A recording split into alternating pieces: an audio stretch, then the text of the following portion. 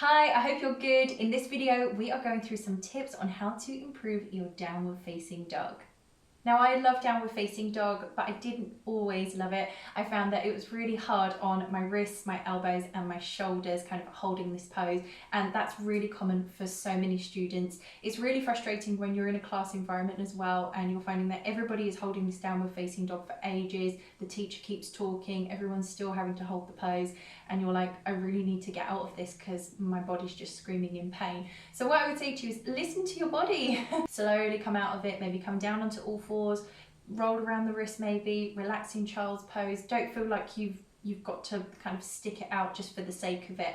You know, you're here to nourish your body. I hope by the end of this you can enjoy this pose as well. Probably the best thing to do is use this as a referential video, so that way you can kind of watch it and then apply any of the juicy tips you find along the way to your downward facing dog next time you are on the mat. So I'll see you in a sec.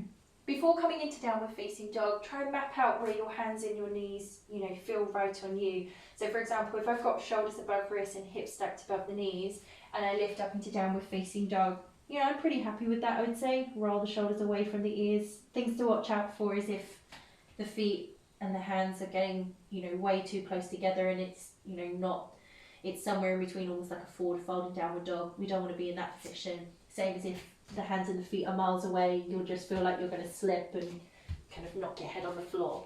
I would definitely try and map out where your hands and your knees feel best on you. You want to push away your yoga mat, get a good grip of it as well with the fingertips, so that way you're not just dumping lots of weight down into a portion of the wrist or hand, and that you're using the entire hand. The only thing really is like that 50p piece in the middle that's kind of off the ground. You even want to use the insides of the knuckle pads too. As I said, push away the floor. You want to lift your chest and heart up, so you don't want to be kind of dumping everything down. And then finally, tuck the toes underneath. As you're taking the knees off the floor, take your belly button up with you. Let your head hang down nice and heavy. Externally rotate the shoulders away from the ears, so that helps to broaden your upper back in this pose, definitely. Let your neck be nice and long. Keep pushing away your mat, and if it helps, you can even do a little bit of cat and cow even in this pose. So if you're not quite sure what that means, I'll do a separate video on what cat and cow is, but that will just help you with the position here of your spine, so that way you're not rounding your back. You definitely want a nice crease here in the hips. Like I said, keep drawing navel to spine. I'm just going to walk the hands back. Typical, my hands are slipping here on a video.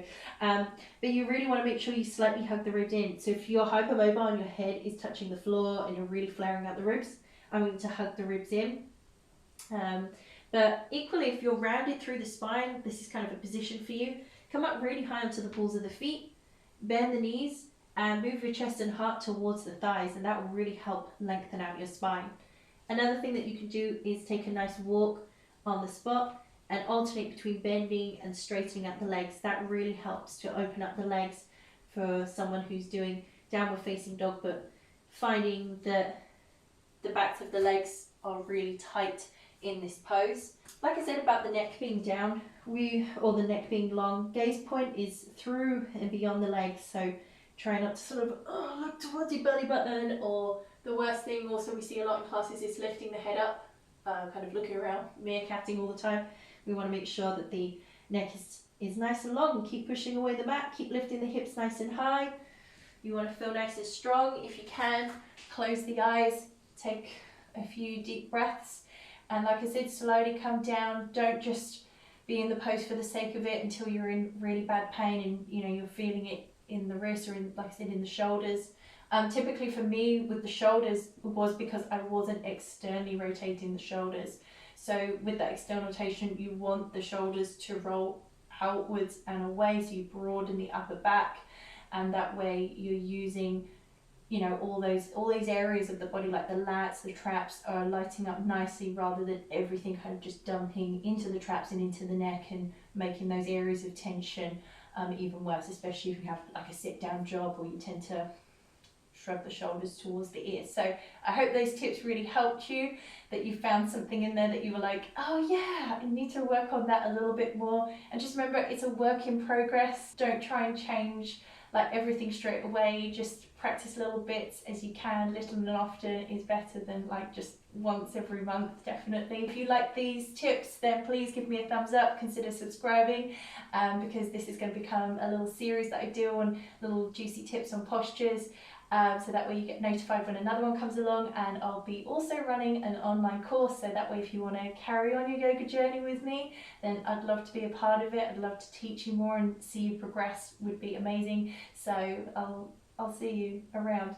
Most awkward outro ever. Bye!